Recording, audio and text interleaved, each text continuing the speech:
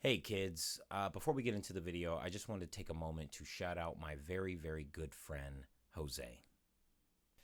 This one's for you, buddy. I was thinking about you the whole time. Enjoy. Andy we're talking about. It doesn't matter how much we're played with. What matters is that we're here for Andy when he needs us. That's what we're made for, right? Stop the cap. Not a space ranger. I'm just a toy, a stupid, little, insignificant toy. Whoa, hey, wait a minute. Being a toy is a lot better than being a space ranger. Over in that house is a kid who thinks you are the greatest, and it's not because you're a space ranger, pal. It's because you're a toy. You are his toy. You're gonna see. What am I doing? Buzz! Wait! Wait! Woody, where are you going? You're right, Prospector. I can't stop Andy from growing up. But I wouldn't miss it for the world. No! You still worried? About Andy? Nah. It'll be fun while it lasts. I'm proud of you, cowboy.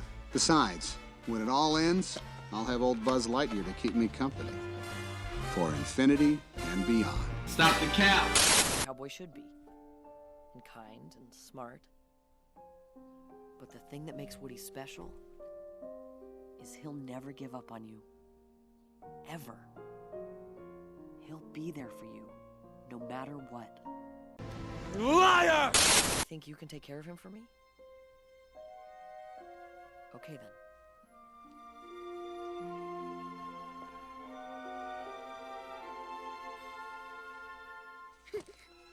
She belongs to the streets.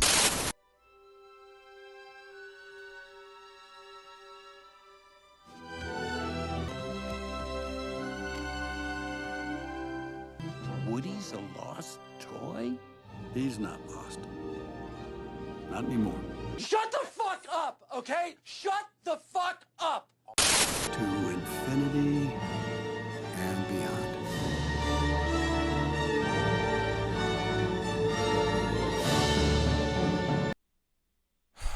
Oh my God, this movie.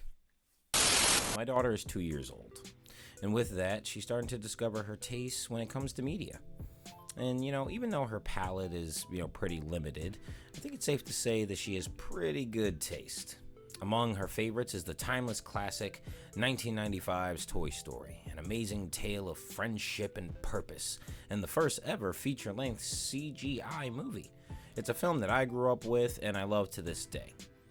And to be quite honest, I'm really getting sick of it. My daughter plays it all the time. It's insane. I leave for work, it's on. I come back hours later, it's on.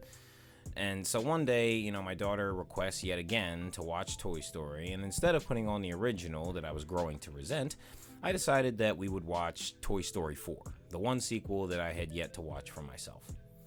The movie was a visual marvel, like, god damn. Quite possibly the best animation that I've seen from Pixar to date. That's even in regards to the movies that have come out, since then. And the story was engaging, it was detailed, and pretty moving.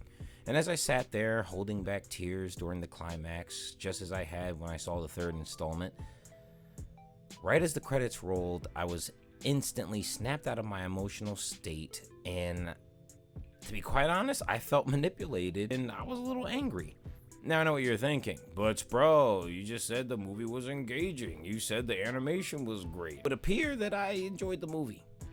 Yeah, and I did. I would even go as far as to say it's a pretty good movie. It was even worth the time that I invested into it.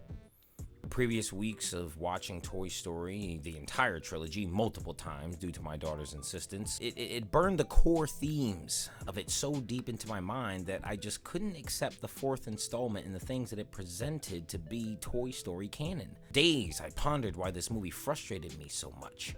I thought it appropriate to, sum it up into a few reasons as to why I believe that Toy Story 4 honestly fails as a sequel, and why you as the viewer should feel cheated and pandered to upon viewing this blasphemy to one of the greatest film series of all time. Toy Story 4 picks up right where 3 left off. Woody, Buzz, and the gang have been passed on to young Bonnie, and it appears that our heroes have gotten a second chance at being there for a child as she plays and grows.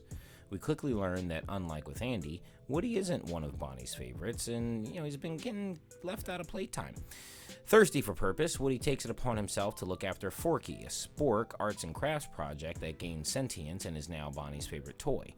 Forky is insistent that he is trash, and during a road trip, he throws himself out of a window, forcing Woody to venture after him. The two meet this eerily nice doll named Gabby Gabby, who holds Forky hostage so that way she can harvest Woody's voice box, fix her defective one, and finally obtain a child of her own. Woody reunites with Bo Peep, who now lives as a lost toy, free of the obligations of a child and the inevitability of eventually not being needed. She helps him to penetrate Gabby's antique store fortress and save Forky. Hijinks and challenges arise, we meet new toys, and Forky is eventually saved, with even Gabby Gabby having a redemption arc.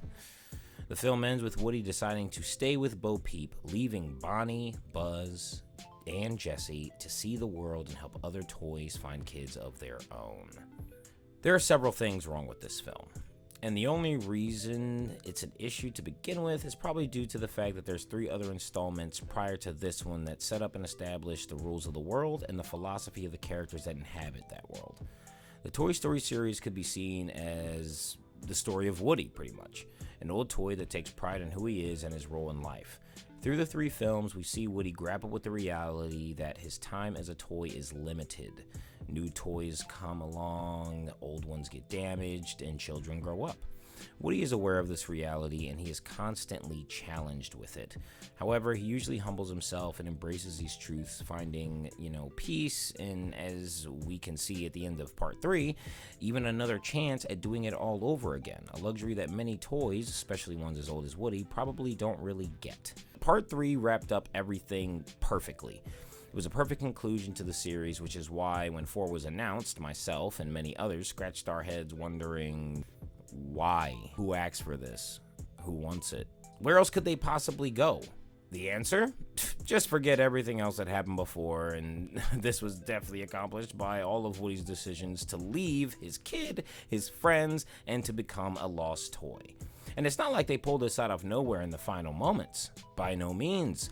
The entire movie, they are subliminally telling you that Woody's washed up, his time is done, and he will become a lost toy whether you like it or not. The movie, in my opinion, is manipulative. It constantly feeds you information meant to convince you of things that weren't in an attempt to make you accept the dramatic shift in Woody's philosophy by the end, as well as other things. One example is, the movie doesn't seem to trust the audience to believe that a character like Bo Peep could possibly be different over the course of a decade in new lived experiences, even if the audience ourselves don't see it. The prologue, where we get a flashback of when the toys were still with Andy and Bo Peep is given away to a different family.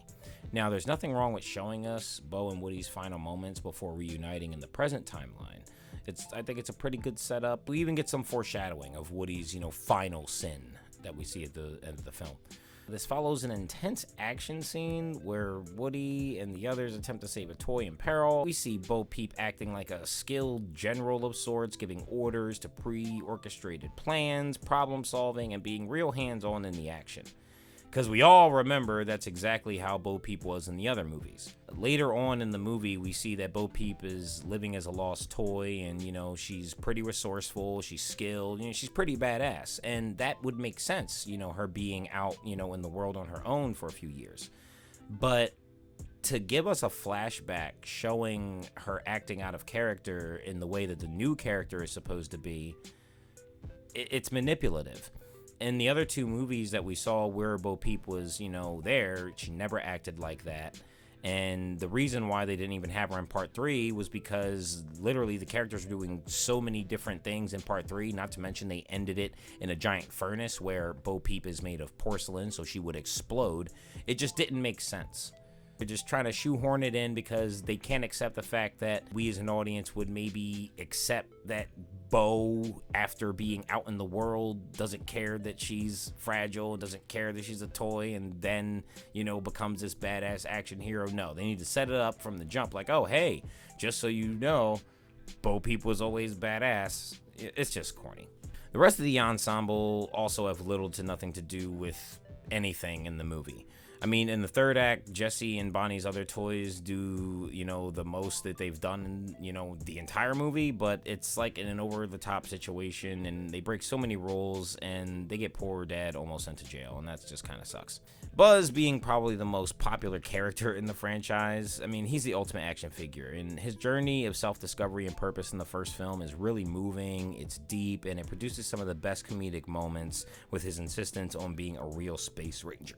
A bit so hilarious that the filmmakers had to come up with 2 other ways to validate it kind of happening again in the sequels that followed, while still keeping, you know, what Buzz learned about himself in the first film relevant, while still utilizing his training as a space ranger.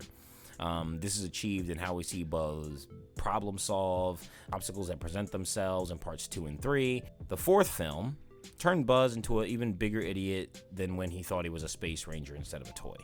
There's this running joke throughout the film where, you know, after a conversation that Buzz has with Woody, you know, he's hell-bent on following his, quote, inner voice.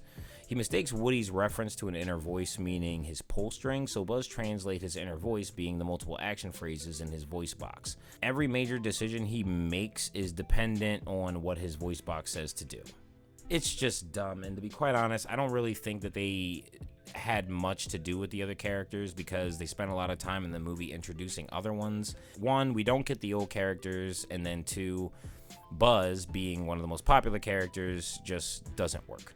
Each of the previous installments had characters that filled a type of villain role of sorts, and all of them were different while still having a philosophy and or trait that challenged the kids and their reality of being toys. Gabby, I think, is a poor villain because even though she has like a redemption arc, she's manipulative and coercive and deceitful and very, very selfish. She's under the impression that because there's a physical defect with her, that's the only way that, you know, she can get love and get a kid. This philosophy is proven wrong in the movie because after, you know, she eventually gets Woody's voice box, Woody gives it up and she works and she has it, and the girl that she's so hell-bent on, you know, being with still rejects her.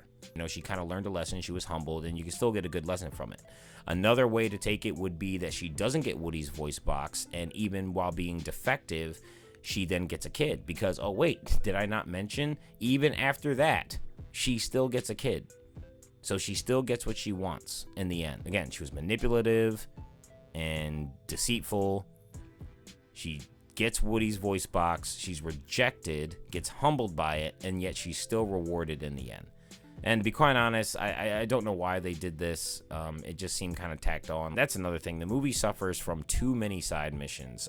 This is probably the longest Toy Story movie in the series. And again, while the story works, they could have shaved some stuff down. They really could have. The big main issue with this film is Woody's choice in the end. Why is that? In my opinion, it just contradicts everything that was set up before. Woody is so gung-ho about the purpose of a toy. In part 3, Woody's worst fear has been realized. Andy has grown up and he no longer has a need for them. Now, Andy was going to take Woody to college with him, and we do learn in part 3 that, you know, even though Andy's growing up, he actually does have a strong connection with his toys, and he cares about them a lot because, you know, he wasn't even going to throw them out. He was going to put them in the attic while taking Woody, his favorite, to college with him. However, in the end, going through everything that they go through, Woody understands and recognizes that it's time for him to let go, and it's also time for Andy to let go. And we even get this great scene in the end of part 3 where Andy gives a description of what Woody means to him and who he is. And he says he'll never give up on you. And then he entrusts Bonnie with Woody. And she agrees. We're going to go backwards. In part 2, Buzz asks Woody, you know, if he's, you know, still worried and concerned about Andy growing up. And Woody says that he's not. Besides, when it all ends, I'll have old Buzz Lightyear to keep me company. For infinity and beyond. Stop the cap. Or in the first one, when, you know, we see Woody, you know, in the beginning of the movie, he states that, you know, the purpose of a toy and that it doesn't matter how much they're played with. All that matters is that they're there for Andy when he needs them. And we see in the first movie that Woody is challenged by the same opinion that he gave, you know, when Buzz arrives, and he gets jealous and petty.